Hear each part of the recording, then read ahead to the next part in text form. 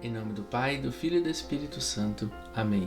Quero convidar você a juntos hoje lermos e refletirmos o Evangelho do dia 18 de março.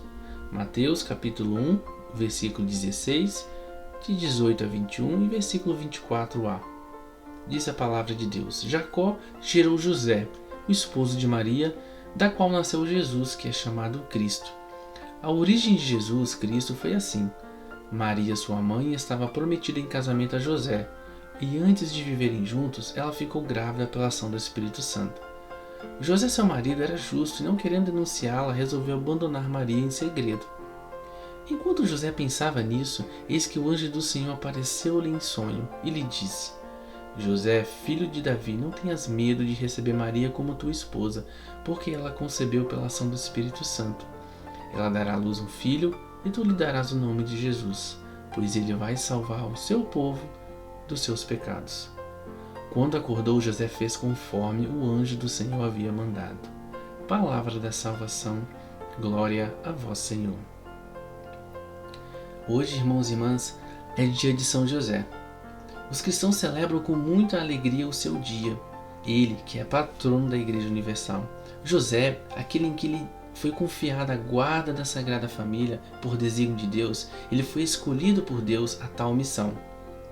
José, por providência, ele teve a graça de ser entre todos os santos o mais próximo de Jesus, a quem ele encheu de beijos e sobre o qual ele derramou todo o seu afeto de coração de pai. O Evangelho de hoje, no seu versículo 20, versículo 19, diz assim: José, ele era justo e, não querendo denunciar Maria, resolveu abandonar em segredo. Aqui o Evangelho já está nos apresentando uma das virtudes ou qualidades de José, que era justo, e ele, não pensando na sua atitude de abandonar Maria em segredo, ele diz no versículo 20 que ele pensava sobre isso, ou seja, no seu silêncio, aquele que recolhe para o seu momento de silêncio, de reflexão, e ele teve esse momento pessoal. E ali nesse seu momento, diz o Evangelho de hoje que o anjo do Senhor apareceu-lhe em sonho. Aqui o Evangelho está nos falando de uma outra virtude de José, a virtude que ele escutou. Porque diz assim o versículo 20 em diante: José, filho de Davi, não tenhas medo de receber Maria como tua esposa, disse o anjo, porque ela, Maria, concebeu pela ação do Espírito Santo. Ela dará à luz um filho, e tu lhe darás o nome de Jesus, pois ele vai salvar o seu povo dos seus pecados.